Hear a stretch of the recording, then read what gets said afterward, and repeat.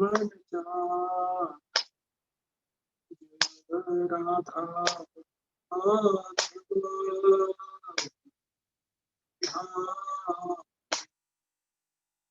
राधा माधव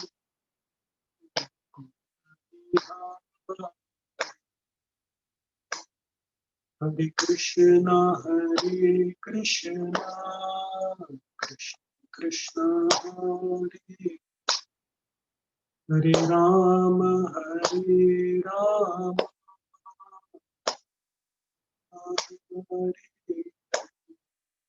हरे कृष्ण कृष्ण कृष्ण हरे हरे राम राम राम हरे। श्री श्री राधा माधव जी की। ओम नमो भगवते सुदेवाय। ओम नमो भगवते सुदेवाय। ओम नमो भगवते सुदेवाय। ओम अज्ञानतिमिरन्धस्य ज्ञानाञ्जनशलाकया चक्षुरुन्मिलितं येन तस्मै श्रीचैतन्य मनोभीष्टं स्थापितं येन भूतले स्वयं रूप कदा मह्यं ददाति स्वपदान्तिकं। वन्देऽहं श्रीगुरुं श्रीयुतापदकमलं श्रीगुरून् वैष्णवांश्च श्रीरूपं साग्रजातां सहगणा रघुनाथान्वितं तं सजीवं साद्वैतं सावधूतं परिजनसहितं कृष्णचैतन्यदेवं श्रीराधा कृष्णपदान् सहगणा ललिता श्रीविशाखान्वितांश्च। हे कृष्ण करुणा सिंधु दीनबंधु जगतपते गोपेश गोपिका कांत राधा कांत नमोस्तुते। तप्त कांचन गौरांगी राधे वृंदावनेश्वरी वृषभानुसुते देवी प्रणमामि हरिप्रिये। वाञ्छाकल्पतरुभ्यश्च कृपा सिन्धुभ्य एव च पतितानां पावनेभ्यो वैष्णवेभ्यो नमो नमः। नमः ॐ विष्णुपादाय कृष्णपृष्ठाय भूतले श्रीमते Bhaktivedanta स्वामीति नामिने।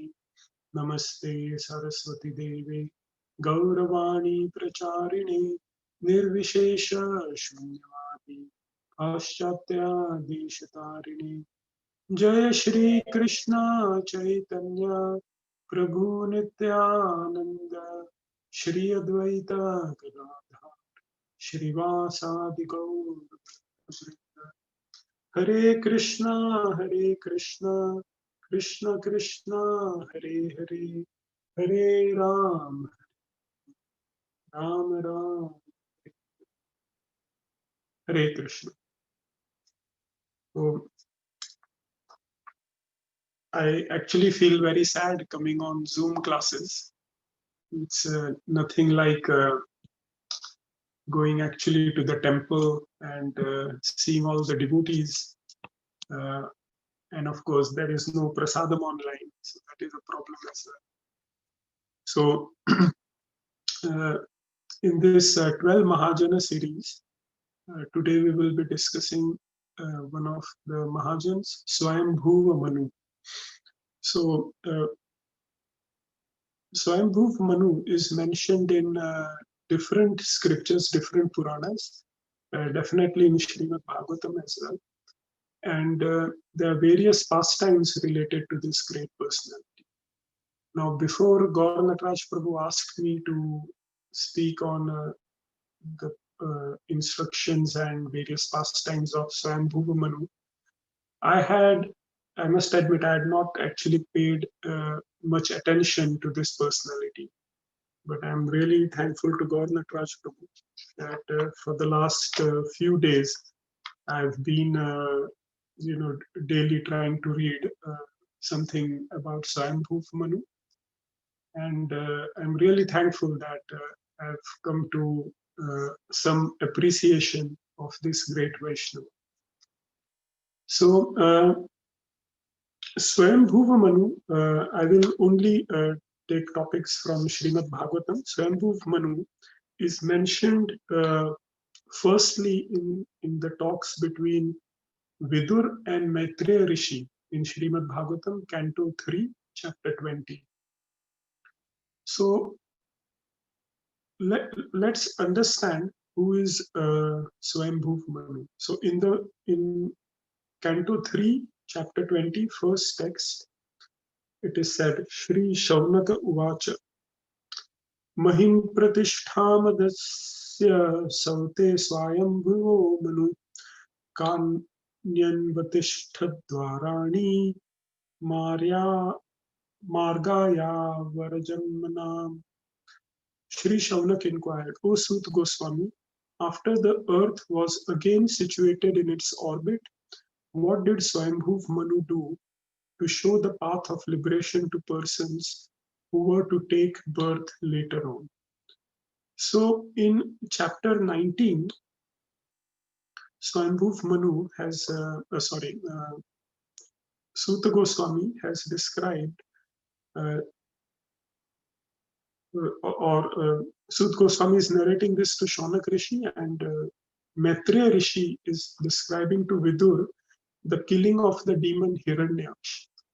So if you all remember the incident of Mahabharata, that Vidur Maharaj, who himself is a great Vaishnava, he was insulted severely by Duryodhan. And so Vidur left the kingdom and he went on a pilgrimage. On this pilgrimage, he met the great Rishi Maitreya. And there is a very interesting discussion between these two personalities. In the midst of this discussion, the pastime of the killing of Hiranyaksha is mentioned. So Hiranyaksha, the brother of Hiranyakashipu, he was killed by Varahadev. And what Hiranyaksha had done was he had submerged earth into the waters of the universe. So after killing Hiranyaksha, Varahadev lifted Mother Earth back to its orbit. So this is where the conversation starts, where Vidur is asking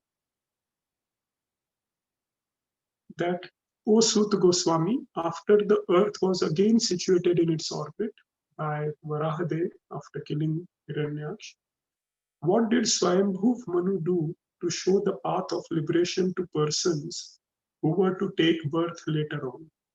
So let us understand the Vedic time scale. 1 day of Brahma is equal to 1,000 kalpas. Now, one kalpa is 14 manvantars, that is 1,000 yuga cycles. So we have one yuga cycle, which is Satyug, and Treta Yuga, Dwapar, and Kali Yuga. Satyug is, Kali Yuga is 4,32,000 years, and these Dwapar is twice that of Kali Yuga. Treta is thrice the duration of Kali Yuga, and Satyug is 4 times the duration of Satyug, of Kali Yuga. So together, if you count, it becomes 4,032,320,000 years. So 43,20,000 years is one yuga cycle. So like that, if you have 1,000 yuga cycles, that becomes the duration of Brahma's day. And then similar is the duration of Brahma's night. And like that, Brahma lives for 100 years. So you can imagine the time scale. Brahma lives for trillions of years. Now, in one kalpa, which is 1,000 yuga cycles, there are 14 Manus who rule the universe. The first Manu is Svayambhuva Manu. Currently, we are in the seventh uh, Manu's reign, Vaivasvat Manu's reign. So our ruler is Vaivasvat Manu. So after, in the beginning of the Kalpa, Svayambhuva Manu started ruling. Now,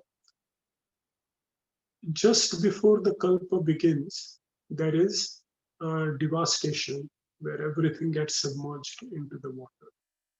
And now, when the earth was again situated, uh, Shaunak Rishi is asking Sut Goswami, what did Swayambhuva Manu do to show the path of liberation to persons who were to take birth later on? So he wants to know, what did Manu do? Now, Manu is the first human being who is created. Brahma is the first living entity of this universe. He is also our Sampradaya Guru. And Swayambhuva Manu is the first human being. From the descendants of Manu are called Manav. And Manav mean human beings. So we are all the descendants of Swayambhuva Manu. So it is very interesting to understand what did the first human being do. So therefore, Shaunak Rishi is asking, what did Swayambhuva Manu do to show the path of liberation to persons who were to take birth later on? Now, this is the purpose of human birth. Human birth purpose is to proceed on the path of liberation. Human birth is not here for sense gratification. Human birth is not here to waste time. Usually when I go to hospital on Monday, my colleagues ask me, how was your weekend? So I also ask them, how was your weekend? They say, we went to the pub, or we saw friends, or we did this, or we did that. And then I think, they are just wasting their human life. This is something which can be done in other species as well. So what's special about your human intelligence? You've got so much intelligence.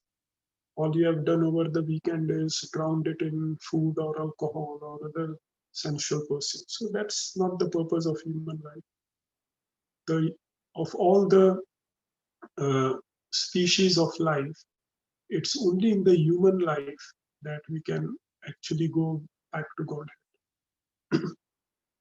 So our intelligence has to be used in that purpose. And therefore, Shaunak Rishi is asking, what did Swayambhuva Manu do to show the path of liberation to persons who were to take birth later on? The word used here is margaya avar janmana. So to margaya means to get out of this material universe. What did Swayambhuva Manu do? So the conversation then proceeds, and then Vidur Maharaj, in the same chapter, text 10, he is asking, Ye marichyadeyo vipra yastu swayambhuvo manu tevay brahmana adeshat katham etat abhavayam. Vidur inquired, how did the Prajapatis, such as Marichi and Swayambhuva Manu, create according to the instruction of Brahma? And how did they evolve this manifested universe? So when Brahma is born out of the lotus flower which springs from the navel of Garbhodakshay Vishnu, at that time, Brahma begins the secondary process of creation. Now let us understand why this material universe is created. The living entities who are part and parcel of the spiritual world, some of them, they desire to enjoy separately from the Lord. So the Lord says, okay, why do you want to enjoy separately? There is no enjoyment apart from me. But if you think there is something, then I will let you enjoy the illusion. So to allow us, the rebellious living entities, to enjoy this illusory energy of the Lord creates the material universe. So the first 8 steps of the creation are done by the Lord. He provides the Mahatattva, the various guna, sattva gun, rajogun, tamogun. He provides all of that. All the ingredients are created: earth, water, air, fire, ether, mind, intelligence, superego, ego, false egos. All these are created. And then Brahma is created. And the job of Brahma is now to put all these living entities into various species of life so that we get a body and we start enjoying. Just like, if I want to enjoy within the water, I can't enjoy with my current body. After some time, my body will start suffering. I will not be able to breathe. So what I need is I need a coating like a scuba coat or a scuba, attire, so that I can live in the water for some time. I can get some oxygen. The water is not damaging my skin like that. So similarly, the soul, which is part of the spiritual world, when it has to come into the material world, it needs a covering to interact. That covering is this body, the gross and subtle body. So Brahma's job is to give living entities particular bodies according to the previous karma. So we all get these bodies, and he starts creating. So what Brahma does is, if you read again, this is described in second, third canto, the process of creation. It is described 3 times actually. So Brahma, first of all, he creates the 4 Kumaras from his mind. Then he creates various rishis like Narad Muni and so on. And then he creates various Prajapatis. So Prajapatis, their job is to multiply the human race. Because of all species, humans are awarded this special intelligence to understand spiritual life. So we know of various Prajapatis, like the famous Daksha Prajapati, who insulted Lord Shiva, and therefore he had to suffer severe repercussions. The other Prajapatis are Marichi and also Svayambhuva Manu. So Svayambhuva Manu is the first created human being, and his role is of Prajapati to multiply the human race through sexual intercourse. This is the way how human race increases. So that was the job of Swayambhuv Manu and other Prajapatis like Marichi and Daksha. So Vidur is inquiring, how did the Prajapatis create according to the instruction of Brahma, and how did they evolve this manifested universe? And therefore, throughout Bhagavatam, you will see various genealogies that Swayambhuv Manu had so many sons and daughters, and then they married these particular personalities, and then these were the sons and daughters. In fact, one of the defining features of Purana is that it should uh, delineate the various genealogies of great personalities. So this is what Vidur asked Maitreya Rishi. And again, in text 49, he describes one day, Maitreya Rishi is describing it. So one day, Brahma, the self-born, the first living creature, felt as if the object of his life had been accomplished. At that time, he evolved from his mind the Manus, who promote the welfare activities of the universe. The self-possessed creator gave them his own human form. On seeing the Manus, those who had been created earlier, the demigod, Gandharvas, and so on, applauded Brahma, the Lord of the universe. So, this is how Manus were created from the mind of Brahma.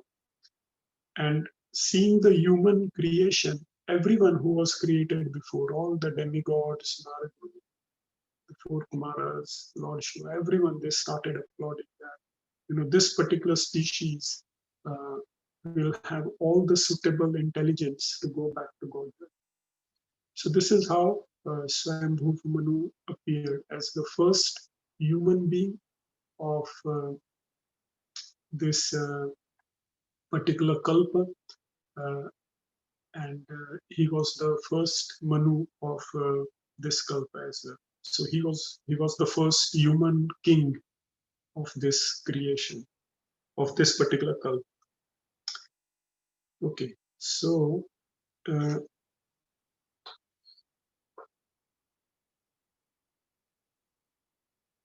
now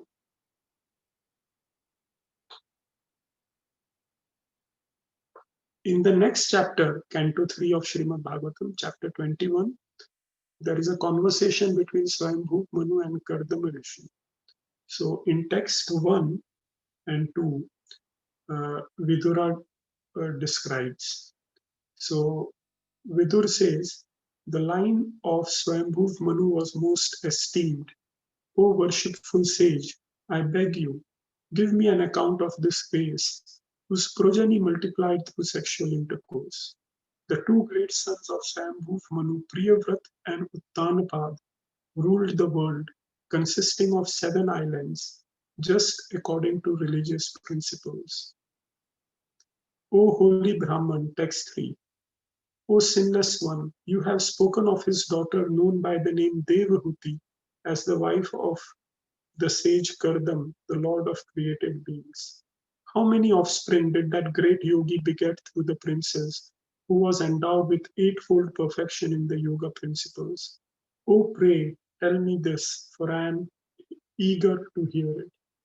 So the genealogy of Swayambhuva Manu is described. Swayambhuva Manu had 2 sons, Priyavrat and Uttanapad, and 3 daughters, Akuti, Devahuti, and Prasuti.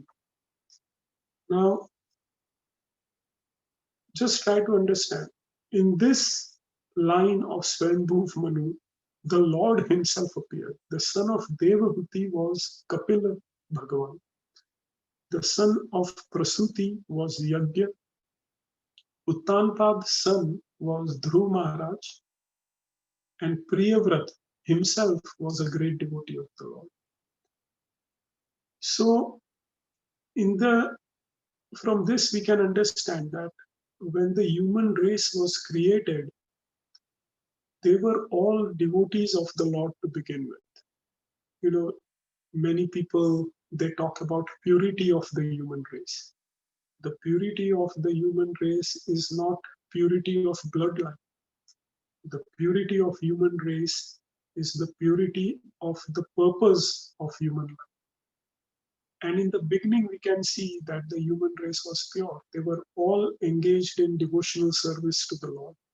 That is why Vidur is interested in knowing the descendants of Swayambhuva Manu. Why should Vaishnava like Vidur be interested in, who is producing with children and what did they do, unless they are related to devotional service? And that is why he's asking, because he knows that if he asks about Swayambhuva Manu and his descendants, he will get to hear the life and teachings of so many Vaishnavas. Priyavrat, Uttanpad, and then the pastime of Dhruv Maharaj is described in great detail. The conversation between Devahuti and Kapil Muni will be discussed. So he's very happy that all these topics will be discussed. That's why he's interested. And one of the understandings from this is that Swayambhuva Manu, he trained his children in such a way that not only they became devotees, but they also produced further children who became devotees. Prabhupada, in many of his conversation, lectures, and purports, he says that human life, you can have marriage and sexual life, but that is meant for producing God-loving children. It's not meant for producing animals who sense gratify in the form of a human body. Human life is meant so that we can get out of this creation of birth and death. I was reading Chaitanya Bhagavat yesterday, and Srila Bhaktisiddhanta Saraswati Thakur, he quotes from a scripture saying, who is a Brahman? He says a Brahman is a person who creates progeny in such a way that they will never again drink the milk of another mother, which means that they will have children, and yes, in this birth they will drink the milk of their mother, but he will train his children in such a way that they will go back to Godhead, and they never have to take birth again in any other species or get any other mother or have to drink milk. That is the definition of a Brahman. So human life is meant to get out of the cycle of birth and death. And those who are serious about it are actually utilizing the human life. I'll give you an example. Say, for example, you get a lot of money and you're inclined to buy a very costly car, say like a Porsche. So you buy a Porsche, but then what do? You use it for storing your clothes. So you go into the garage, park the car, and then you store it for your clothes. Every day you go pick out your clothes and then wear it. Is that a good use of Porsche? Absolutely not. You can buy a cupboard and keep your clothes. You know, a 200, 300 pound cupboard will do for that purpose. Why buy a, 100,000 car for that? The use of Porsche is to drive nicely, to have a comfortable driving experience. That is the purpose of a Porsche car. So human life is not meant for sense gratification, which you can do in any species of. Even dogs, pigs, crows, they can do it. Plants can do it. Fishes can do it. Worms can do it. It's not different. Worms are eating some fallen leaf, and we are eating some fruits, vegetables. The pleasure is the same. They get the same pleasure as we do. So human life is not meant for that. What other species cannot do, and which is unique to human life, is going back to God, training ourselves to go back to God. And that is what Svayambhuva Manu did. He is very clear about the purpose of human life, and he is training his children in such a way.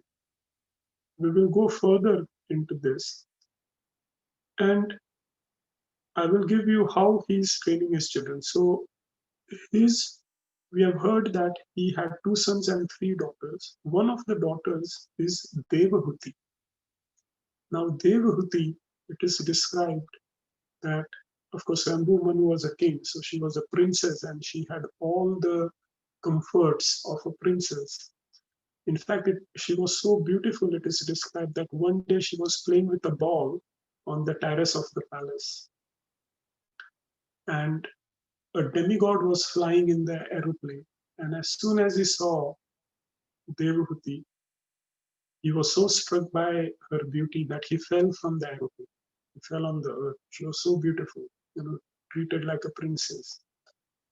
And when the time came for her marriage, usually what do fathers do?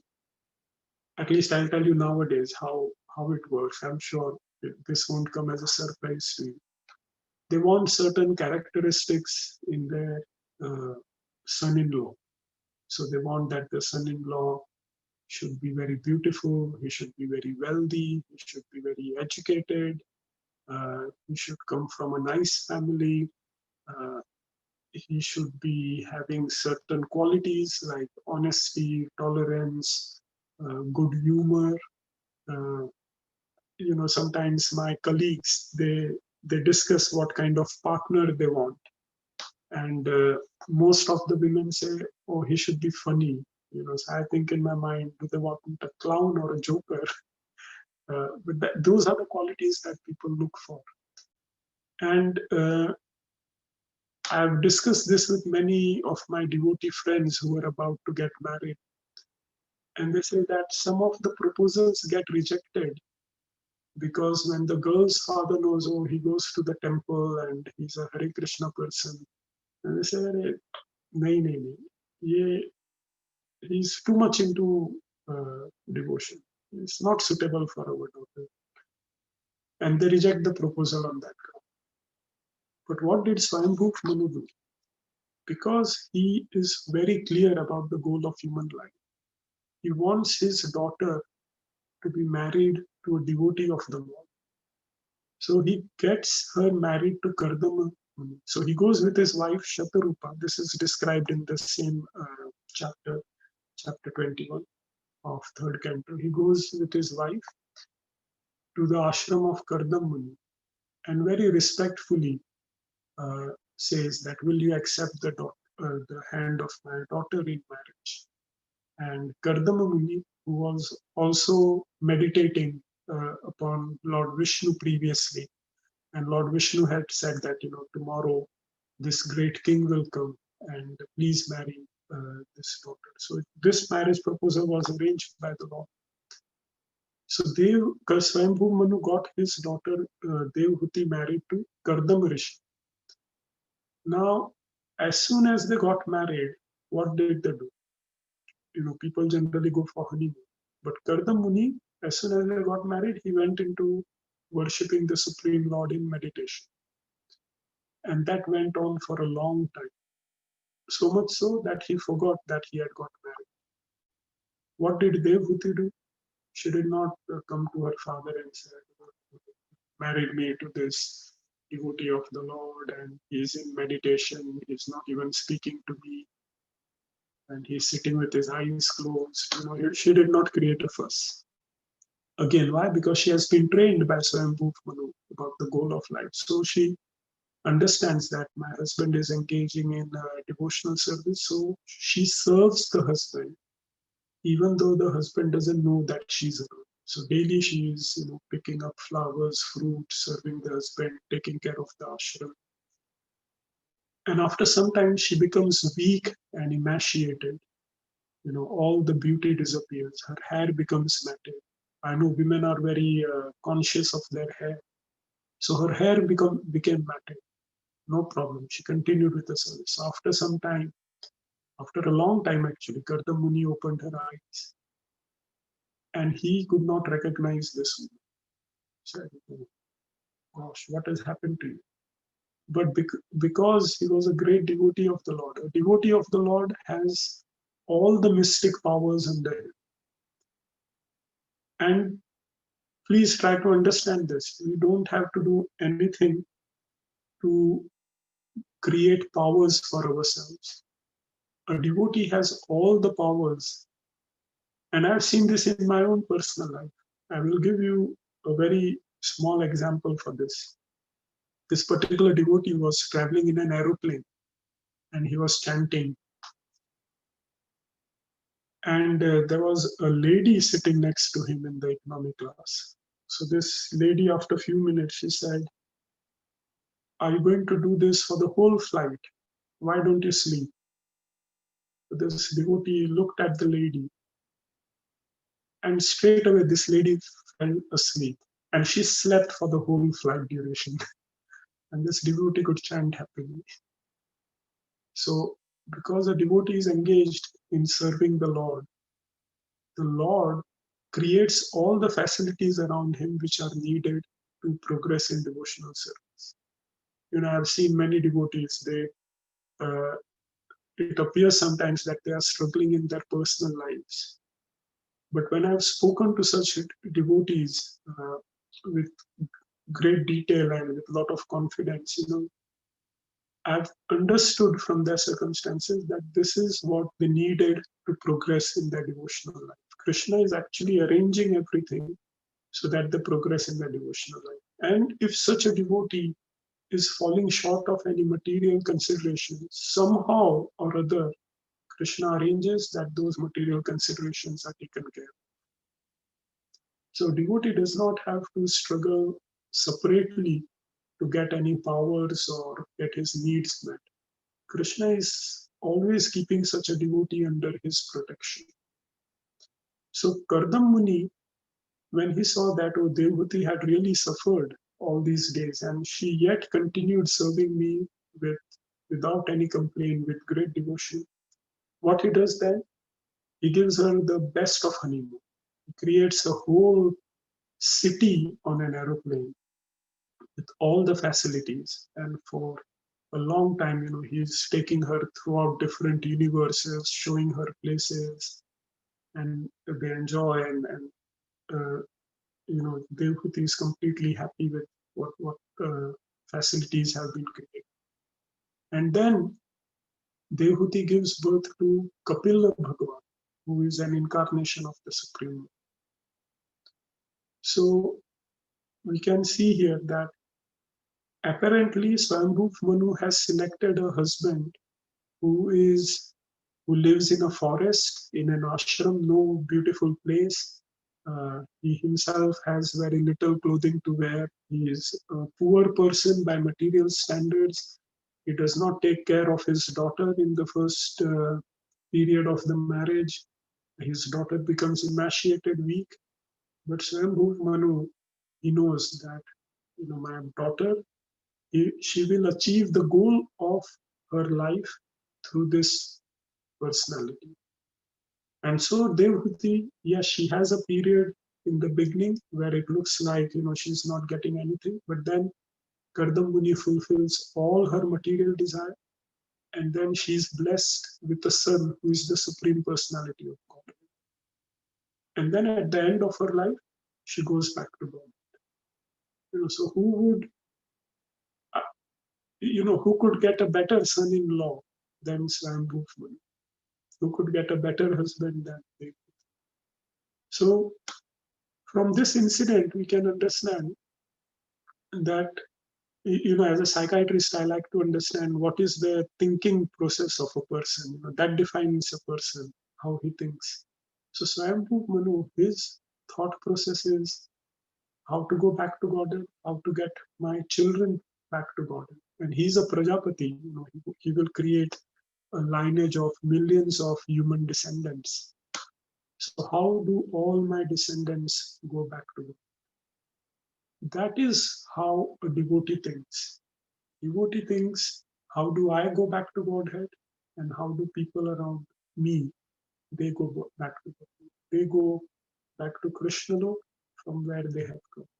So that is the greatness of this Vaishnavas and Bhuvmanu. So that is the example from his daughter Devhuti. The other example, the other pastime where he is mentioned is in fourth canto, chapter 11. So we will go to fourth canto, chapter 11. And the title of the chapter is Svayambhuva Manu advises Dhruv Maharaj to stop fighting. So Uttanapad, the Svayambhuva Manu's son is Uttanapad, his son is Dhruv Maharaj. Now, we all know the pastime of Dhruv Maharaj. He was insulted by his stepmother, Suniti. So he goes to the forest, and Narad Muni advises him to chant Om Namo Bhagavate Vasudevaya. He does that for 6 months in Madhuvan, in Vrindavan. I've seen that Tila. It is called Dhruva Tila. It is like a small hill where Dhruva Maharaj performed this pastime of meditating on the Supreme Lord, and he sees the Supreme Lord over there. He sees Krishna, and his life becomes perfect. So he comes back to his kingdom, and his father gives him, makes him the king, and he goes. Now, Suniti's son was Uttama, and he is now like, Dhruv Maharaj is installed as the king, and his brother is also there. Unfortunately, his brother is killed by a yaksha. So Dhruv Maharaj becomes very angry, and he charges on this army of yakshas, and he starts killing all of them. So when he's killing all of them, the yakshas become very afraid, and they pray for protection. At that time, Swayambhuva Manu, he appears with all the rishis, and he gives a set of beautiful instructions to Dhruv Maharaj. So it is Canto 4, Chapter 11, verses 7 till 35. And again, by hearing these instructions, we can understand the consciousness of Swayambhuva Manu. He's telling Dhruv Maharaj, so Lord Manu said, text 7, Manuruvacha Alam vatsati roshena tamodvarena papmana yena punya jananitan avadhistamanagasa. Lord Manu said, "My dear son, please stop. It is not good to become unnecessarily angry. It is the path to hellish life. Now you are going beyond the limit by killing yakshas who are actually not offenders." So what happened was Dhruv Maharaj was within his rights as a king to kill the yaksha who killed his brother, but he cannot kill the whole yaksha race. So because he had become extremely angry, he went uh, beyond his boundaries. Now the acharyas explain this is because Dhruv Maharaj did not listen to the instruction of Narad Muni. So initially, when Dhruv Maharaj was going to the forest, Narad Muni said that should not become angry. You should not become disturbed in your mind. You remember the Supreme Personality of Godhead and forget. So Dhruv Maharaj said, what you are saying is correct, but in my heart, I'm so much disturbed that I cannot follow your instruction. So I want a kingdom greater than that of Brahma.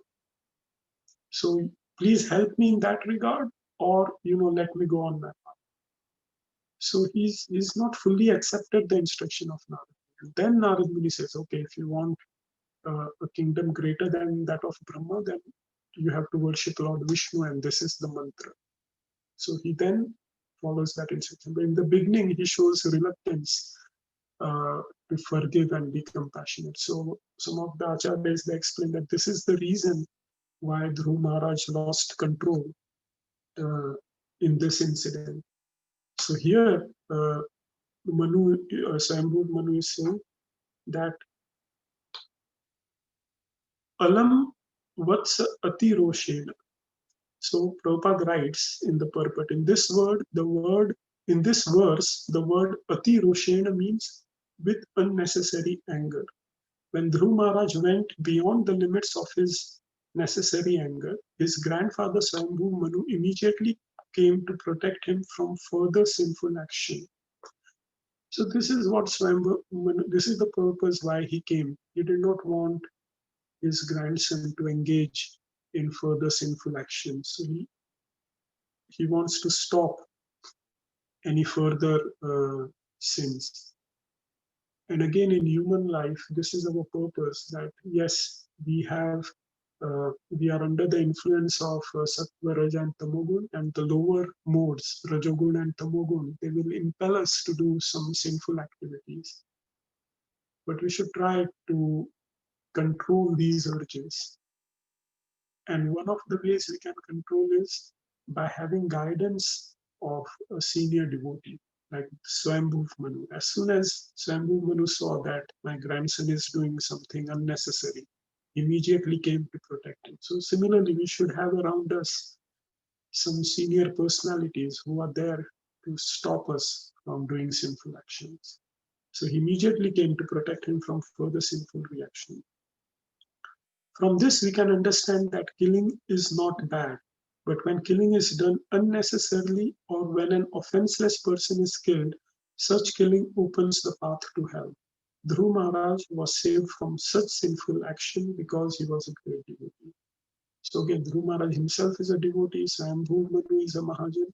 So one devotee stopped another devotee from engaging in sinful reaction. Actually, the whole set of instructions are very beautiful, but I'm going to select only certain verses because of the limitation of our time. So in text 12, sorry to interrupt you. We got up to 9:30. If you want, we got perfect. Yeah. So I will. I thought it was 9. But no, 9:30. Yeah. I can take a few verses then. Thank you, Pravali. So in text 12, it's a very important verse. I really like this verse. Svayambhuva Manu is speaking to Dhruv Maharaj. Sattvam hare anudhyatas tam samapi sammata katham tva avadyam kritvan anushikshan satam vritam. So, translation, because you are a pure devotee of the Lord is always thinking of you. And you are also recognized by all his confidential devotees. Your life is meant for exemplary behavior, and therefore surprised, why have you undertaken such an abominable task? So this verse is very relevant to all of us. Please understand, our first forefather, Svayambhuva Manu, is instructing this. He says, particularly to Dhruv Maharaj, and if you all consider yourselves to be devotees, it also applies to you. He says, Sattvam Harer Anudhyatas. You are being remembered by the Supreme Lord. He's not saying, Dhruv Maharaj, you remember Krishna. He's saying Krishna is remembering you. You are such a devotee that the Lord remembers you. Sattvam Harer Anudhyatas. Dhyana means to meditate. Anudhyatas means, Anu means always. So always meditates. But who is meditating on whom? Krishna is meditating on Dhruv Maharaj. Krishna meditates on his devotees. That is the consciousness of the Lord himself, that he always thinks of his devotees. He has no other occupation but to think of the welfare of his devotees. Therefore, as devotees, I'm sometimes surprised when devotees lose heart or they become morose or they think, what is going to happen. Because Krishna himself is thinking, any situation in our life is arranged by the Lord. We should have that conviction. And he's creating those situations for our benefit. I will give you an example from a very crude example from my life, that Arna is 10 months old and we are teaching her to walk now. So sometimes I make her stand and I let her go. So her balance is like this and sometimes she falls. But I'm doing that so that she can start to learn how to stand and walk. That is beneficial for her. That will help her in her life. So even though a person, external person may say, oh, why are you allowing her to fall sometimes? Those who can actually see will understand that, no, I'm trying to make her learn to walk, which is good for her. Or sometimes, she's making a mischief and then I show my angry eyes to her that, don't do this. And then she understands and she stops. So that is training her. So sometimes Krishna does similarly. He will see that, oh, this is a good devotee of mine, but he has certain, anarthas and certain mischievous propensities. So sometimes he shows his eyes to us in the form of difficult circumstances. And then that puts us back on the track. Then we are okay. Why? Because he is always keeping an eye on us. So Svayambhuva Manu is telling Dhruv Maharaj, Sattvam Harer Anudhyatas, that Krishna is always thinking of you. Not only that, you may say that, oh, who knows, Krishna is there or not. Tat Pumsam Api Sammat. Tat Pumsam means his devotees. Also, Sammata means esteemed. Not only that, Krishna's devotees also see you in high regard. Even now, after millions of years, we are discussing the pastime of Dhruv Maharaj. When I went to Dhruv Tila, I was so overwhelmed seeing that place, that, at this place, Dhruv Maharaj saw the Supreme Lord. What a potent place this is. So Dhruv Maharaj is considered in high regard. All of you devotees are also considered in very high regard. Whenever people tell me that, this particular devotee or that particular devotee, I remember all the great services all of you have done. It fills my heart with respect. So this is how Svayambhuva Manu is instructing Dhruv Maharaj, that the Lord remembers you, all the devotees keep you in great respect. Katham tu avadyam kritvan. Avadyam means not to be done. Why are you engaging in an act which shouldn't be done? Anushikshan satam vritam. Your Anushikshan means your life is meant for what? Anushikshan, to teach, satam, saintly behaviors, vratam, vow. Your life is meant to demonstrate how a saintly person lives. So why are you engaging in something like this? So there are three reasons why Svayambhuva Manu is telling Dhruv Maharaj to stop killing unnecessarily. One is Krishna thinks of you always. Devotees hold you in high respect, and you are such a great devotee king of this universe. You are meant to teach everyone how a saintly person should live. So why are you doing like this? And when I read this verse 2, 3 days ago, I thought this is a good way of instructing someone nicely. My habit is to sometimes point out things directly, but this is a nice way. You can say, Prabhu, or your family members, or even my patients. I will try this technique.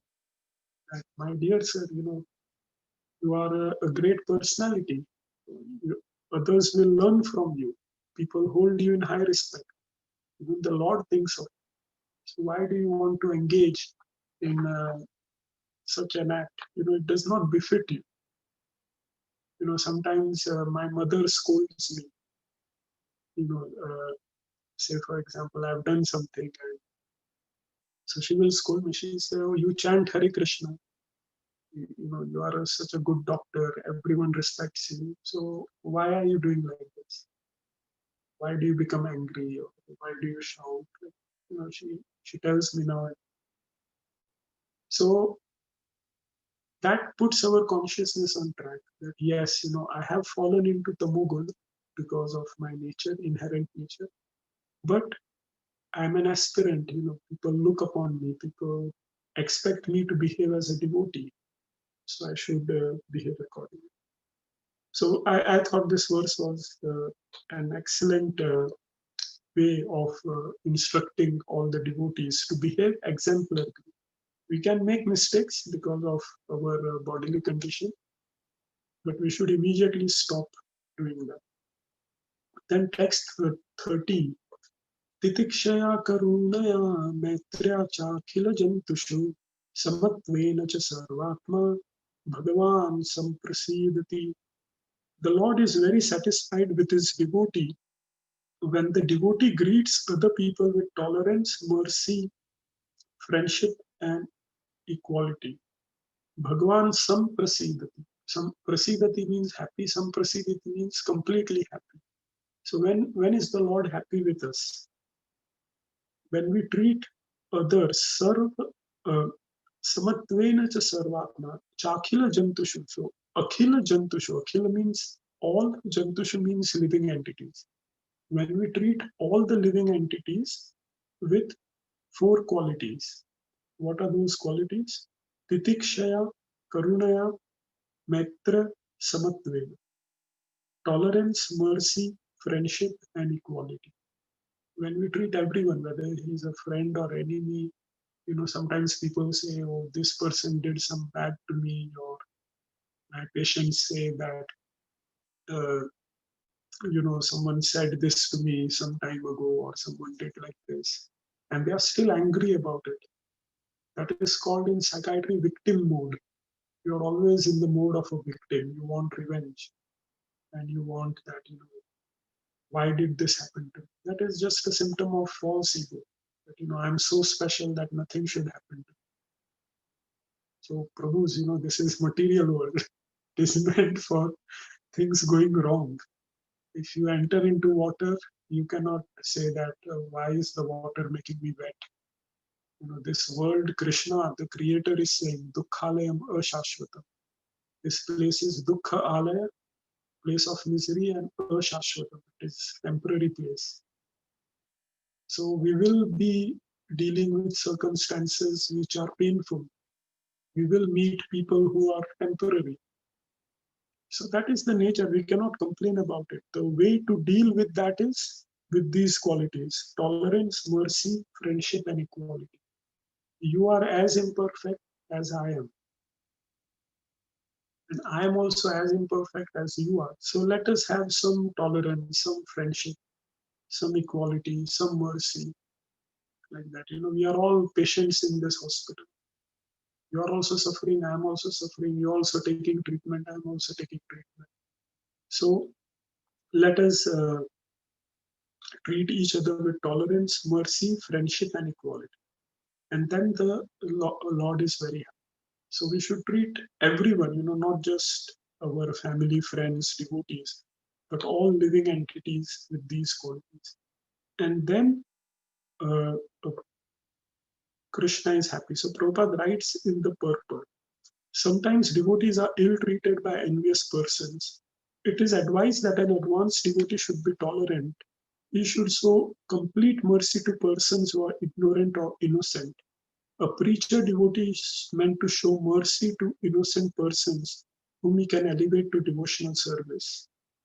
So that is what is expected by the Lord Himself. Text 14.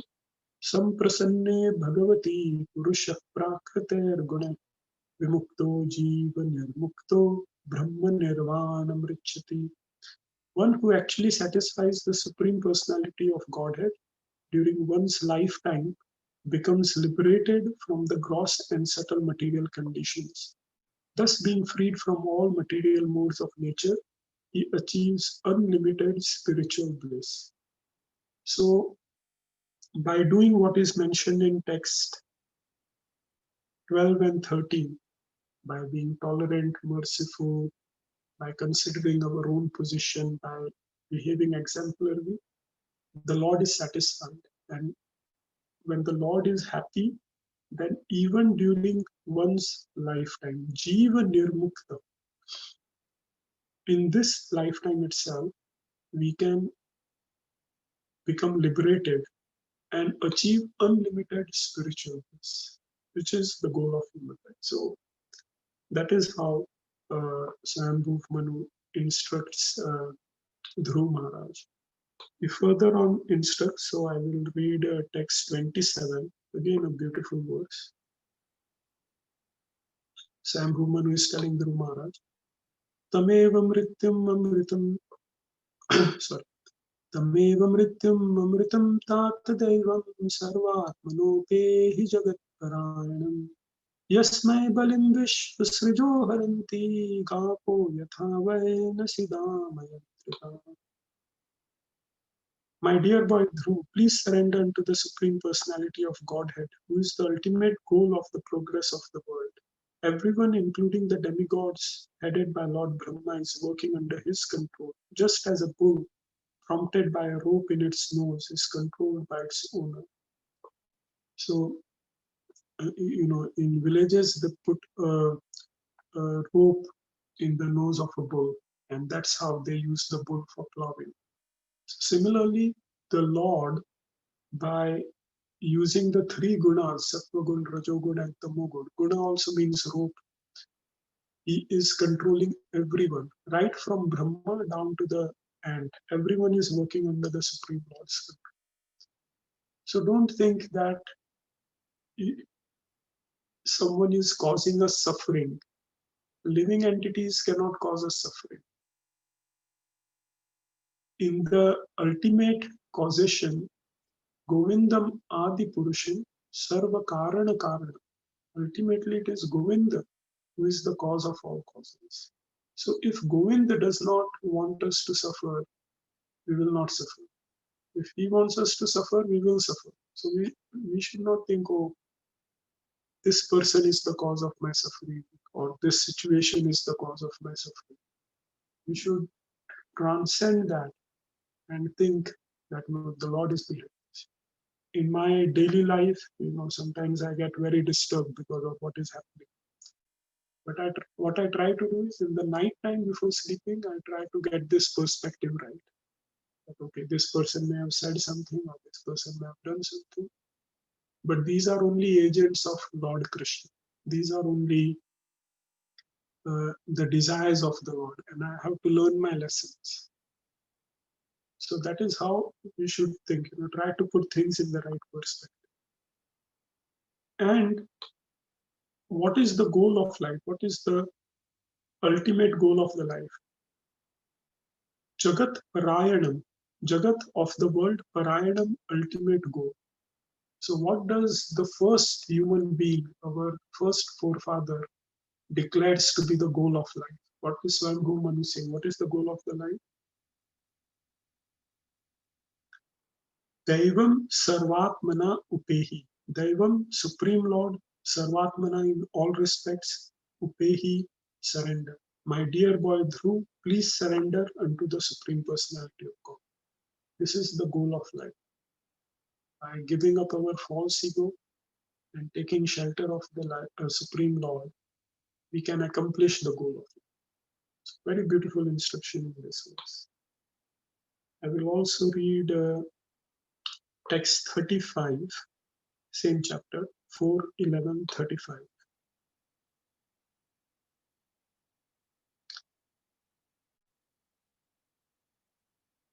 So, sorry, I want to read 34 and 35. So this is how he concludes. He says, Tam prasadaya vatsashu sannatya prashayoktibi nayavan mahatam teja kulam no abhibhavishyati. For this reason, my son, you should immediately pacify Kuber with gentle words and prayers, and thus his wrath may not affect our family. So he's saying, Kuber is the king of Yakshas. He says, Dhruv Maharaj, please pacify Kuber. All the Yakshas have been killed. Give him gentle words, prayers, make him happy, so that he does not become angry, and that will affect our family. Kuber is also a powerful personality. By worshipping the Supreme Lord, he is also a favorite of the Lord. He is a follower of Lord Shiva and Parvati, great personalities. So he's a great personality himself. He can also curse your family. So by engaging in all this anger, what's the use? That Yaksha killed your brother, you killed that Yaksha, fine. It should stop there. Don't, make it a genocide. And then, there will be a lot of repercussions. So, just end it over there. And evam Svayambhuva pautram anushasya manurdhruvam tenabhivanditah sakam rishibhi swayam puroyaya. So, thus Svayambhuva Manu, after giving instruction to Dhruv Maharaj, his grandson, received respectful obeisances from him. Then Lord Manu and the great sages went back to their respective homes. So thus, Svayambhuva Manu, he pacified Dhruv Maharaj. So beautiful instructions over here. We can understand the consciousness of Svayambhuva Manu. He has the goal of life clear in his mind. He also knows about worldly etiquettes. He also knows how to pacify his grandson, and also what example a devotee should set. So beautifully, he has pacified Dhruv Maharaj. Then, of course, Dhruv Maharaj uh, has gentle words, prayers with Kuber, and that episode comes to an end. It is very interesting that in the reign of Svayambhuva Manu, the incident of the Yajna of Daksha took place. And if you compare this incident with that particular one, over there, no one was willing to compromise. Sati Devi, she left her body, and then Lord Shiva became angry. He sent his followers. They had a fight with Daksha, and there was a lot of cursing and counter cursing which went on. And because of that, everyone suffered. Daksha landed up with a goat head. Someone else landed up with problems. It just became a whole messy affair. And then the Lord himself had to intervene. But over here, just by Svayambhuva Manu instructing, it came to an amicable end. It did not go any further. In fifth canto of Srimad Bhagavatam, chapter 1, I will read from text 22.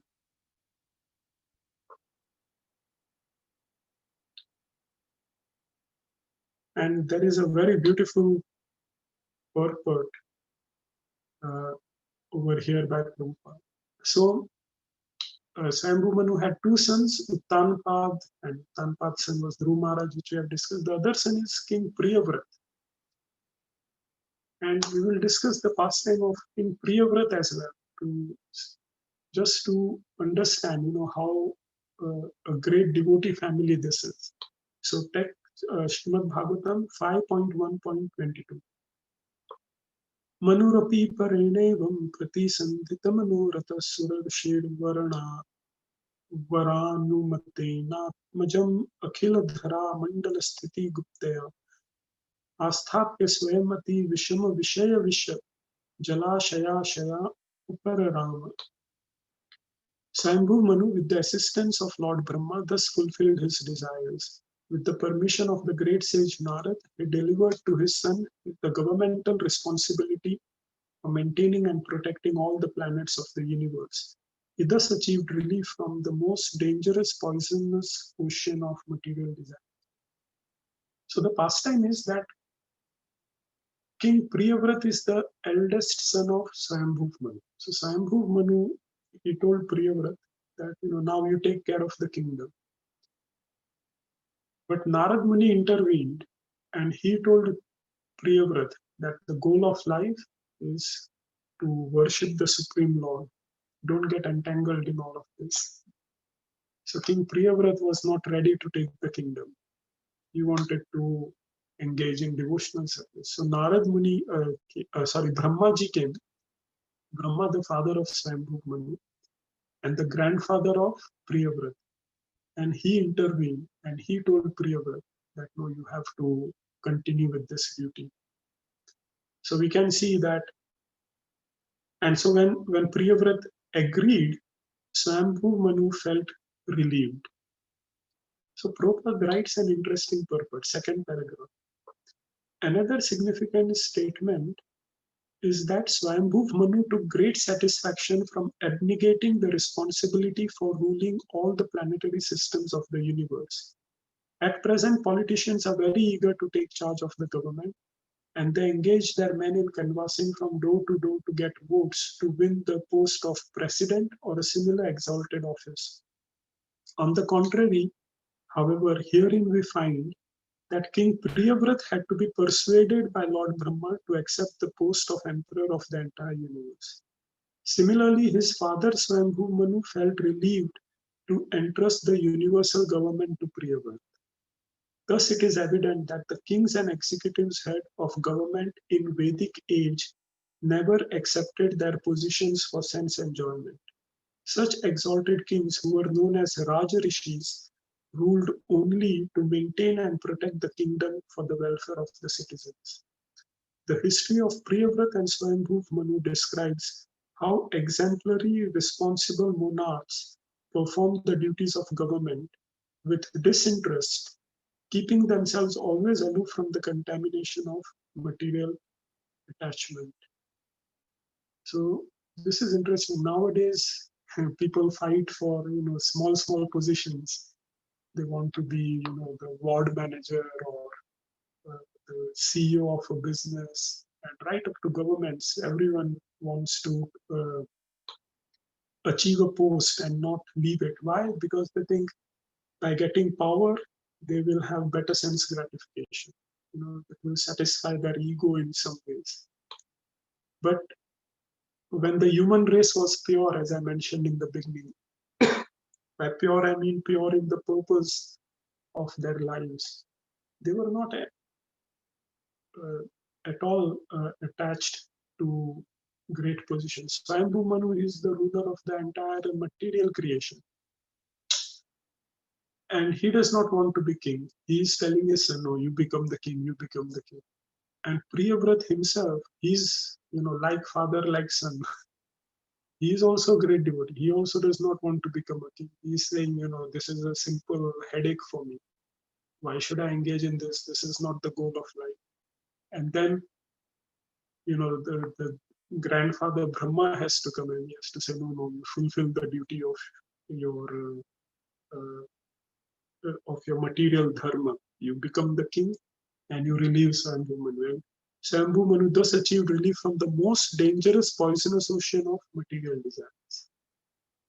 So our human life is very scientifically divided in 4 categories by the Lord. Chatur Varnam Maya Srishtam. So there are 4 Varnas and 4 Ashramas. The 4 Ashramas are in the first quarter of your life, you're a brahmachari student. You don't engage in any sensual pleasures. Your brain is very sharp. You engage in cultivating the knowledge, the spiritual knowledge. Then the next quarter, you engage in grahasthashram. You support all the other 3 ashrams. Next quarter, you retire from that. Now your body is declining after the first half of your life. The body starts declining. So don't do any sense gratification. Now focus back on what you learned in the first quarter. That's a transition period, vanaprastha.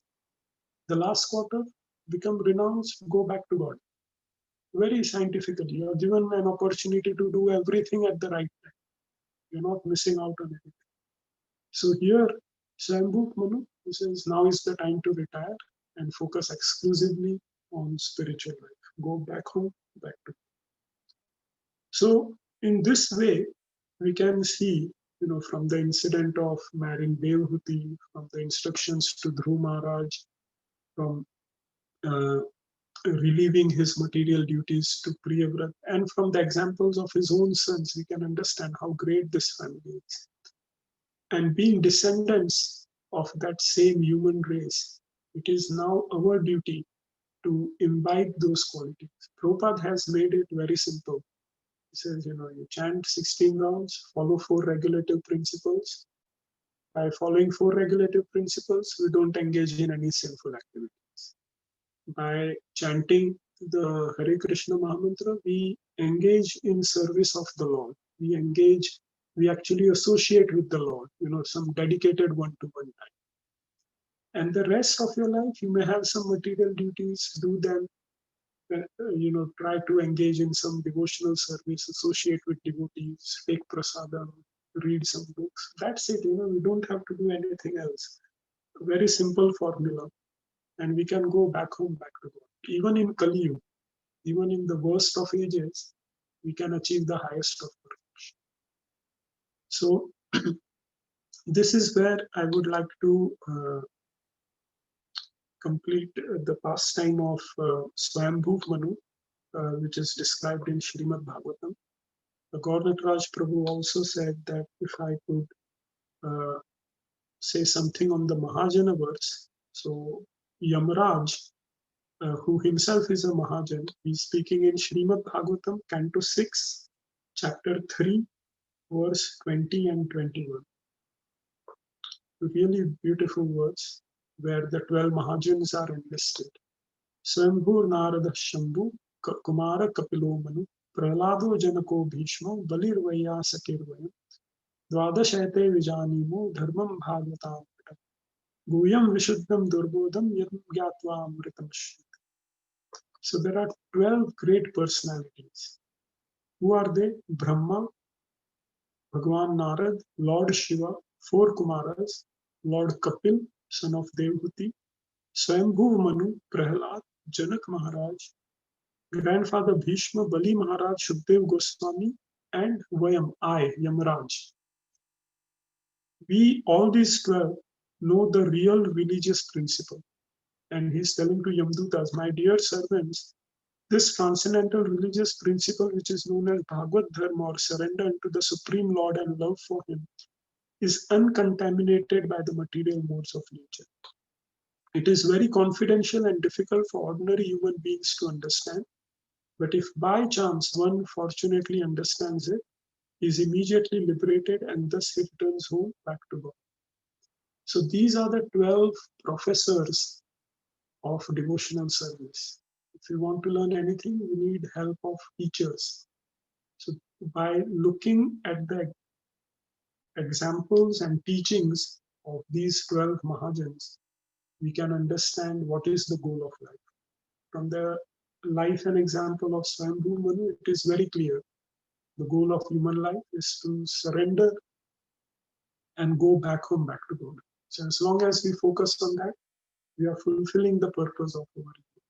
And you can pick any of these 12 personalities, whomever you feel attracted to, and they will all give the same instructions. So I would end my class here. If there are any comments or questions, then please let me. Hare Krishna. Wonderful. Thank you very much, Prabhu. If anybody has any comments or any questions, please do so. Let me check the YouTube as well in case if anybody has posted anything over there. Prabhu, thank you so much for taking this wonderful service. When I was trying to allocate this particular Mahajan, then you came to my mind. So in Bhagavatam, nothing much, yes, it's definitely mentioned, but not in full detail. So I thought I would allocate this service to you, and you've done an amazing job. So wonderful, so wonderful. The instructions to Dhruv Maharaj are so nice. Wonderful, and we can learn how to instruct another devotee.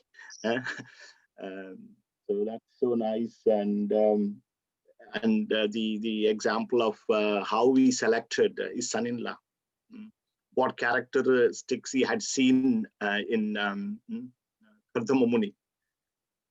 So that's a wonderful instruction. And you mentioned about a Brahman. A Brahman is one that who make sure his children never drink the milk of another mother. That means they don't have birth again. They will not take birth again. And also, duty of human being is to see how we can liberate ourselves and try to liberate others who around us. That is the purpose of the human life you mentioned. And wonderful instruction from Priyavrata. I was hearing just a few days ago, actually, about Priyavrata Maharaj. Wonderful. We can learn, actually, how he was unattached and still doing his duty. And for us, it is quite important because we're all working at the same time, trying to practice our devotion. And I think from the story of Priyavrata, we can learn a lot. How he was completely unattached and yet doing a wonderful job of his royal duties. So, Prabhu, thank you very much. It's very purifying to hear in the morning. I thoroughly enjoyed and made several notes here. And I would also like to thank every devotee for kindly taking this opportunity to hear. And although it is morning, I can see that a good number of people have participated. Thank you so much. There were a number of comments saying that it's a wonderful class. So really appreciate everyone. And tomorrow is a Sunday. We have Sunday Feast lecture by Anandarup Prabhu. He'll be speaking on how Krishna blessed the wives of Brahmanas. So please do take the opportunity to join the Zoom class, and I hope to see you all. And thank you very much, and Hare Krishna. Hare Krishna. Hare Krishna. His Grace Dinavandana ki jai, Srimad Bhagavatam ki jai, Srila Prabhupada ki jai, Ananta Krishna Vrinda ki jai, Nitai Gaura Premanandi, Hari Hari Lord. Hare Krishna. Vaishnavibhyo Namo Namaha. Hare Krishna. Hare Krishna.